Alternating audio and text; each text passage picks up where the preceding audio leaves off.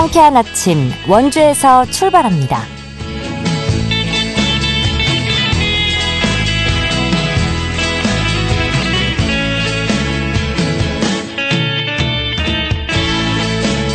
여러분 안녕하십니까? 11월 7일 목요일 KBS 원주방송국에서 보내드리는 상쾌한 아침 원주에서 출발합니다. 저는 진행의 이은주입니다. 겨울의 시작을 알리는 절기상 입동인 오늘 아침 추위가 강렬했습니다. 꽁꽁 싸매도 볼에 와닿는 공기가 차가워서 마치 한겨울이 온 것 같았는데요. 오늘 아침 최저기온 영하 2도에서 1도로 출발했습니다. 하지만 한낮에는 따사로운 볕 아래 15도까지 기온이 오르겠는데요. 두꺼운 외투 한 벌보다는 여러 겹의 옷을 껴 입어주시면 큰 일교차에 대비해서 체온 조절해 주실 수 있겠습니다. 내일은 평년 기온을 회복하며 기온이 오르겠고요. 이번 주말 별다른 비 소식 없이 기온이 더 오를 전망입니다. 오늘 준비한 소식입니다. 우리 지역의 주요 현안에 대해서 깊이 있게 탐구해보는 시간, 상지대학교 최혁진 교수와 알아보고요. 횡성문화원이 오는 14일까지 횡성시네마에서 2024 작은 영화관 기획전을 개최합니다. 리포터 코너에서 만나봅니다. 강원 출생아가 8년째 지속적으로 감소하면서 학령 인구 감소에도 직접적인 영향을 미치고 있는데요. 이에 따른 폐교 활용 방안을 강원특별법에 포함시키기 위한 노력에 대해서 알아보도록 하죠. 11월 7일 목요일 상쾌한 아침 원주에서 출발합니다.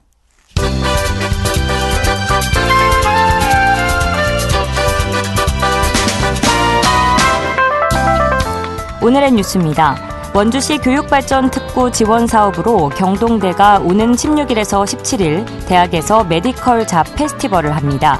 메디컬 최첨단 시설 체험을 통한 전문 직업인 되기를 주제로 지역 학생에게 간호사, 물리치료사, 응급구조사 등 8개 메디컬 분야 진로 체험을 제공하는데요. 참가비는 무료로 10일까지 홍보 포스터 QR코드를 통해서 선착순으로 200명을 모집합니다. 평창군 의회가 손주를 돌보는 조부모에게도 돌봄 수당을 지급하는 내용의 아이돌봄 지원 조례안을 입법 예고에 주목됩니다. 이은미 군 의원이 발의한 평창군 아이돌봄 지원 조례안은 부모의 양육 부담 경감과 저출산 해소를 위해서 손주 돌봄 수당 지급과 아이돌봄 활성화를 위해 지원 기준, 신청 자격 등을 담았습니다. 또 교육과 홍보 사업, 아이돌봄 서비스 비용 지원 사업 등도 포함됐습니다.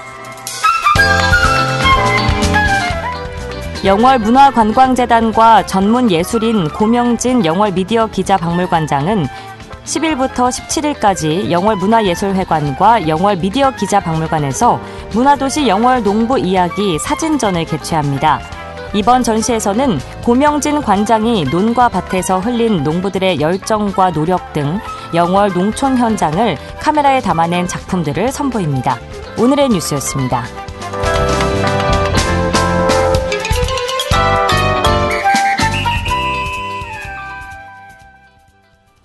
상쾌한 아침 원주에서 출발합니다. 함께하고 계십니다.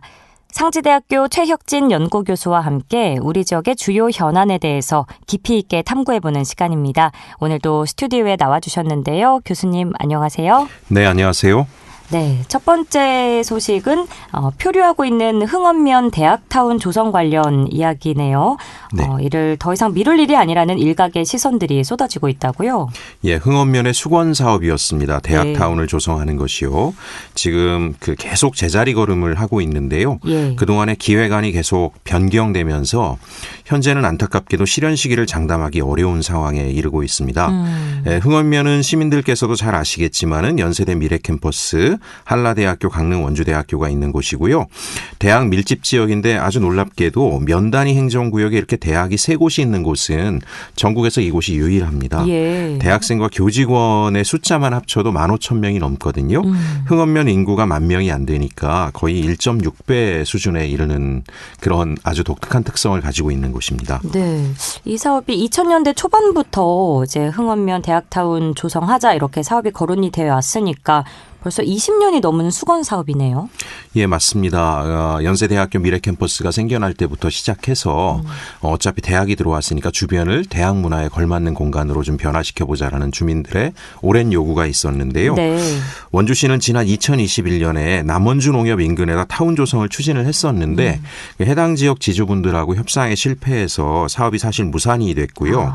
주민들은 계속해서 재추진을 요구한 상황인데요. 네. 현재 원주시는 최종 후보지 두 곳의 타당성 용역을 진행하고 있고 그 결과가 곧 발표된다고 합니다. 후보지가 이제 정해지면 공영개발 특별회계로 대학 타운을 조성하겠다라고 하는 입장이긴 한데, 네. 근데 이제 문제는 재정입니다. 그렇죠. 예상 사업비가 1,000억이 조금 넘을 것 같은데요. 현재 300억 원 규모인 공영개발 특별회계 기금으로는 크게 모자라고, 네. 더구나 원주시는 신평농공단지와 문막지구 도시개발 사업에 먼저 이 기금을 사용하겠다는 입장을 가지고 있기 때문에 자칫 흥업대학타운은 연구용역 결과와 무관하게 장기화될 것이라고 하는 우려들이 나오고 있어요. 저는 이런 말씀을 좀 드리고 싶어요. 네. 이제 재정 문제는 늘 따라붙는 거긴 그쵸. 하지만 지역 개발에서. 예. 근데 통상 그 지역의 공공개발을 할 때 개발 이익의 가능성이 좀 분명하게 부각이 되면 민간 자본이 쉽게 붙습니다. 돈이 된다 그러는데 돈이 안 모일 일은 없는 거죠. 네. 그리고 또 하나는 지금 원주시가 자체 재정으로 문제를 너무 해결하려고 하기보다는 대학타운 조성지구를 구상하고 기획할 때 다양한 정부 재정 지원 사업이 여기에 연계될 수 있도록 기획을 해보는 것도 고려해 보면 좋겠습니다. 중앙정부 지원 사업이 연계되면은 재정 투입을 훨씬 줄일 수가 있겠지요. 네. 그리고 이제 인근에 남원주 역세권이 형성돼 있기 때문에 남원주 역세권하고 하게 되면 상권의 효능감이 높아지지 않겠습니까? 그렇게 되면 이제 상가 입주라든가 이런 것들도 원활해질 수가 있습니다. 특히 이제 학생들의 생활 비용을 절감해주는 타운이 돼야 되는데요. 자칫 이 대학 타운이 생겼는데 학생들이 이곳 때문에 뭐 주거 비용이라든가 여러 가지 생활 비용이 더 든다라고 하면 남원주역이 가깝기 때문에 수도권 출퇴근을 선택할 가능성이 굉장히 높습니다. 그쵸. 원주에 사는 게 돈이 더 드는데 굳이 원주에 있을 이유가 없겠죠. 그래서 저는 국토부 등에서 추진하고 있는 청년 사회주택, 즉 청년 특별주택 보급 사업 이런 것들이 있거든요. 네. 이런 사업들을 적극 유치하면 아주 양질의 주택을 저렴하게 학생들에게 공급할 수 있어요.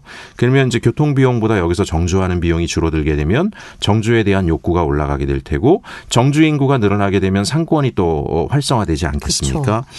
또 한 가지 이런 아이디어도 한번 좀 고민해 보면 어떻겠는가. 이 대학타운 내에 특성에 맞게 공동 캠퍼스를 조성을 하는 겁니다. 각 대학이 가지고 있는 좋은 강좌를 대학 문턱을 낮추고 모두가 함께 들을 수 있는 공동 캠퍼스를 조성을 하게 되면 예. 학생들이 공동 캠퍼스 이용이 늘지 않겠습니까? 그쵸. 타 대학 교수님인데 굉장히 인기 있는 강의여서 들어보고 싶다. 그러면 이제 신청을 하게 되고 학점 인정이 되니까요. 네네. 이런 경우는 교육부 지원 사업을 통해서 하게 되면 충분히 좋은 인프라를 갖추게 되고 공동 캠퍼스가 활성화되면 대학타운도 상시적으로 유동인구가 늘어나게 되는 효과가 생길 거예요. 네.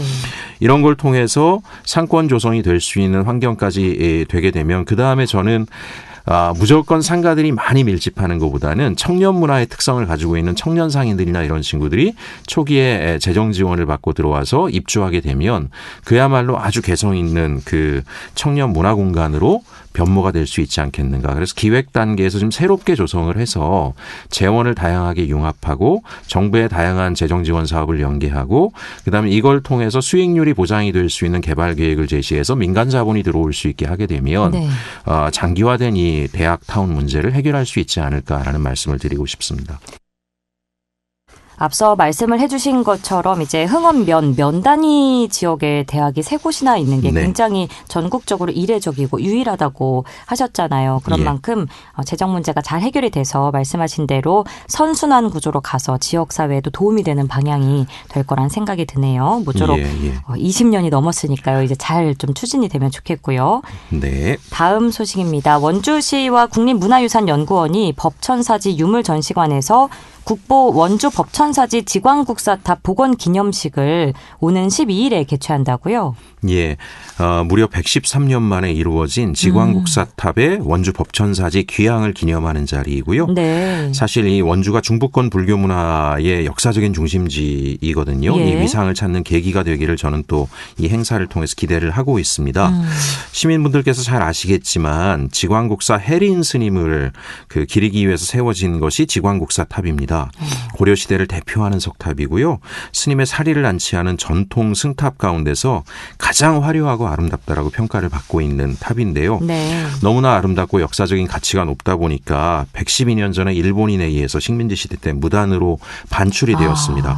또 6.25 전쟁 때 폭격으로 파손되는 등 무려 1975km를 이 탑이 자리를 못 잡고 다니다가 떠돌다가 다시 제자리를 찾아온 겁니다. 왠지 뭐 마음이 짠하고 감동이 있는데요.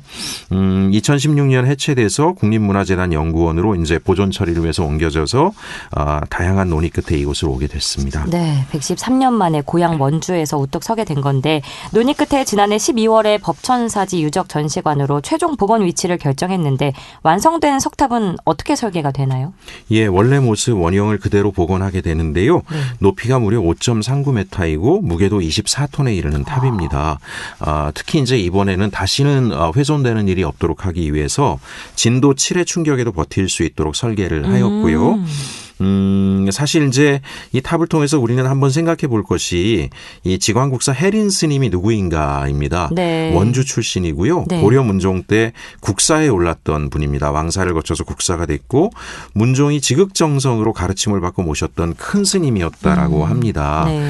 그 어느 정도였냐면은 문종이 어디 행차를 할 때 왕이 타는 가마 있잖아요. 똑같은 가마에 같이 타고 동행을 할 정도로 그 정도로 예우를 받던 큰 스님이셨다라고 해요. 사실 우리 원주는 통일신라에서 고려에 이르기까지 대한민국 불교 역사의 획을 기은 중심지 역할을 해왔습니다. 원주의 불교 역사를 만약에 빼면 대한민국의 불교 역사를 온전히 이야기할 수가 없을 정도로 원주는 불교 문화의 본산이었고요. 그래서 이번에 지광국사탑이 제자리를 찾은 법천사를 비롯해서 인근에 가시면 어마어마한 거돈사, 흥법사 등 대사찰의 터들이 있습니다. 네. 왕사와 국사가 이곳에서 나왔었고요. 그러다 보니까 불교 문화만이 아니라 사실은 고려시대 통일신라만의 정치적 중심지의 역할을 하기도 했습니다. 네. 그래서 이런 역사를 바탕으로 저는 이제 원주의 불교 문화를 다시 복원하려는 노력들이 일부 있기는 하나 너무 약하다. 사실 우리가 콘텐츠 전쟁의 시대라고 이야기하지 그쵸. 않습니까? 그리고 콘텐츠가 힘을 받으려면 역사성이 있어야 됩니다. 네. 아무 근거 없는 걸 가지고 콘텐츠화한다 그래서 뭐 영화 산업으로도 성공하기 어려운데 어찌 보면 원주의 불교 문화 역사라고 하는 것이 대단히 종교적으로도 큰 의미가 있지만 콘텐츠로서도 이건 뭐 누구와도 비교가 안 되는 어마어마한 자산이거든요. 이런 것들을 잘 복원하면 상당히 원주에게 새로운 또 기회가 되지 않을까라는 생각을 합니다. 당장의 불교 관광의 중심지가 돼야 될 곳이 또 원주가 아니겠습니까? 저도 오늘 이 시간을 통해서 원주가 불교 역사에 좀 큰 획을 그었다는 걸 처음으로 알게 되네요.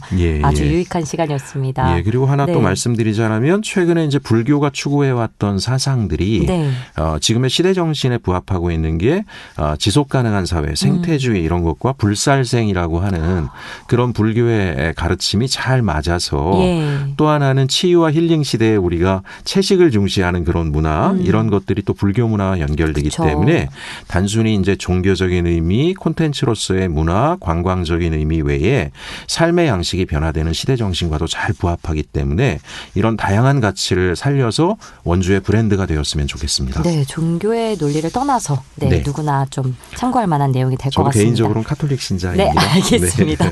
교수님 오늘 말씀 고맙습니다. 네. 지금까지 상지대학교 최혁진 연구교수와 함께했습니다.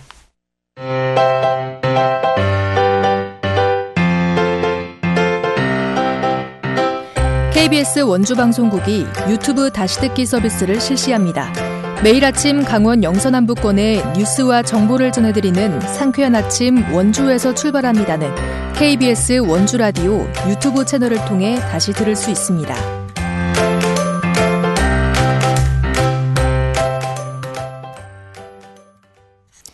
횡성문화원이 지난 4일부터 오는 14일까지 횡성시네마에서 2024 작은 영화관 기획전을 개최하는데요. 다양한 영화를 무료로 관람할 수 있다고 합니다. 자세한 이야기 김소혜 리포터와 나눠보죠. 안녕하세요. 네, 안녕하세요. 네, 우선 2024 작은 영화관 기획전이 어떤 행사인지 소개해 주시죠. 네, 작은 영화관 기획전은 지역민의 영상 문화 향유권의 확대와 다양한 영화 관람 그리고 영상 문화 교육 기회를 제공하고자 2014년부터 매년 열리고 있는데요. 네. 여러 타 지역의 작은 영화관들과 함께 또는 각자의 지역 특성에 맞는 상영회를 열면서 11년간 이어져 오고 있는 전국 규모의 영화제입니다. 올해 진행되는 2024 작은 영화관 기획전은 문화체육관광부와 영화진흥위원회가 주최하고 커뮤니티 시네마 네트워크 사회적 협동조합이 주관하는 행사로 지난 8월부터 이달 11월까지 개최되는데요. 기획전 기간 동안의 관람 비용은 무료라고 합니다. 네. 또 지난 6월 20일부터 7월 7일까지 22개의 작은 영화관이 공모에 접수했고요. 공정한 심사를 거쳐서 15개의 기획전이 선정됐습니다. 선정된 작은 영화관들은 지역에서 영화 문화 활동을 이어온 커뮤니티 시네마 단체들과 미팅을 거쳐서 각 지역의 특성에 맞춰진 기획전을 완성하게 됐습니다. 횡성문화원 정혜은 팀장에게 참여 신청 방법과 기획전에 대한 이야기 들어봤습니다. 저희 작은 영화관 기획전 관련 행사는 모두 무료로 진행이 됩니다. 연계 프로그램이 포함된 상영작은 전화 신청을 통한 사전 예약으로만 이루어지며 그 외의 모든 프로그램은 남녀노소, 연령, 지역 관계없이 누구나 당일 현장에서 선착순 발권으로 관람이 가능합니다. 그리고 기획전에서는 이제 상업적인 영화를 포함해서 평소에는 접하기 어려웠던 다큐멘터리 영화, 독립영화, 예술영화, 그리고 가치봄 영화 등 다채로운 영화들이 상영되고 있기 때문에 학교나 관공서, 공기업, 사기업 등에서 단체로 관람하시면 좋을 것 같습니다. 기획전을 통해서 어떤 영화를 관람할 수 있는지 궁금하고요. 또 작품 선정을 어떻게 했는지도 알려주실까요? 네, 작품 선정은 평소에 영화관을 이용하는 관객들이 접하기 어려웠던 예술영화, 독립영화 위주로 선정했고요. 네. 다양한 연령의 관객들을 만족시킬 수 있는 프로그램으로 선정했다고 합니다.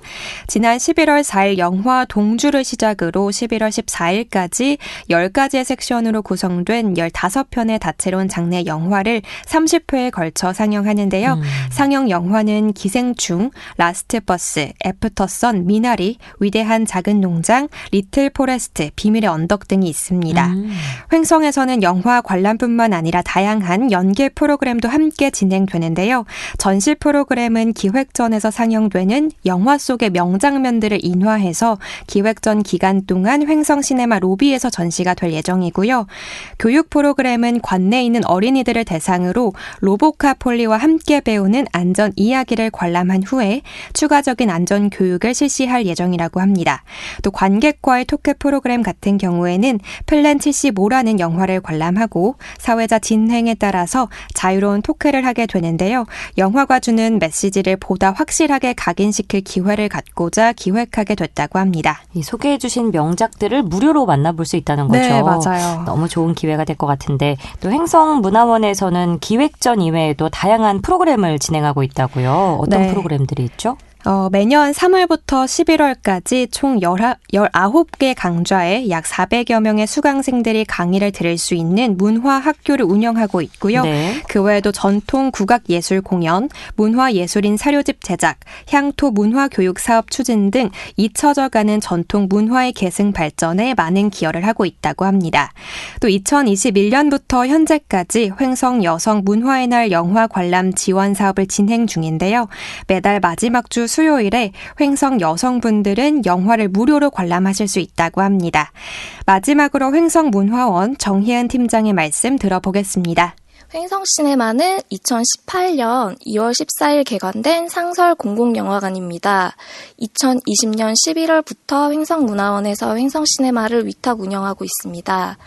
1관은 87석, 2관은 49석 규모로 3D 영화 관람시설까지 포함하고 있습니다. 횡성시네마는 최신작 동시 개봉관이고 멀티플렉스 영화관과 비교하여 관람료가 매우 저렴합니다. 관람료는 현재 기준 일반 7,000원, 할인 요금 6,000원으로 책정되어 있습니다. 저렴한 관람료 덕분에 인근 주민들도 많이 찾아주십니다. 그리고 횡성시네마는 횡성문화의 거점 공간으로 자리를 잡고 있습니다. 앞으로도 횡성 시네마에 많은 관심 부탁드리며 홈페이지를 통해 다양한 이벤트들을 홍보하고 있으니 많은 이용 부탁드리겠습니다. 횡성 작은 영화관 기획전 오는 11월 14일까지 열린다고 하니까요. 많은 관람 부탁드리고요. 오늘 소식 고맙습니다. 김소혜 리포터였습니다. 네, 감사합니다.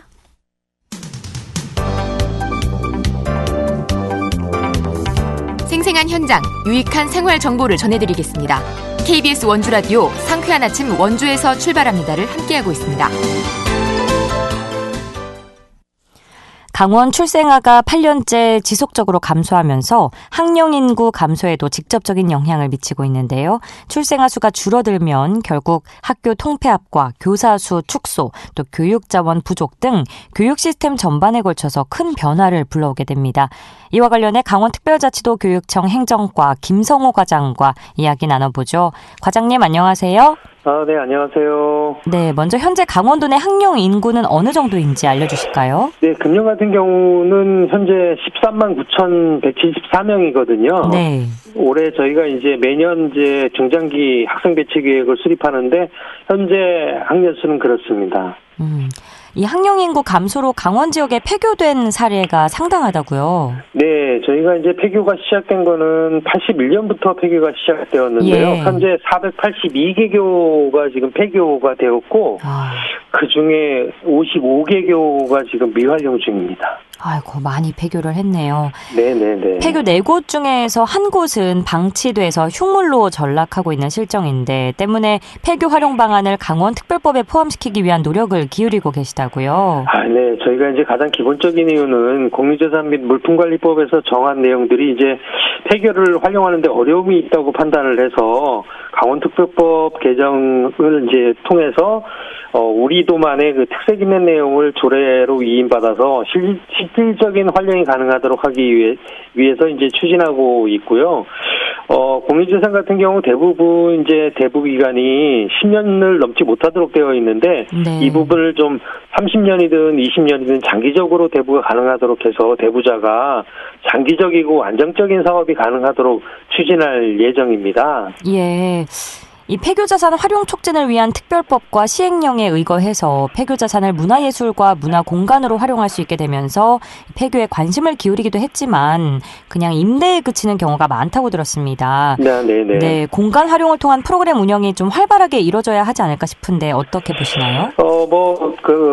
강원특별법을 통하든 아니면 현재 있는 법령을 통해서도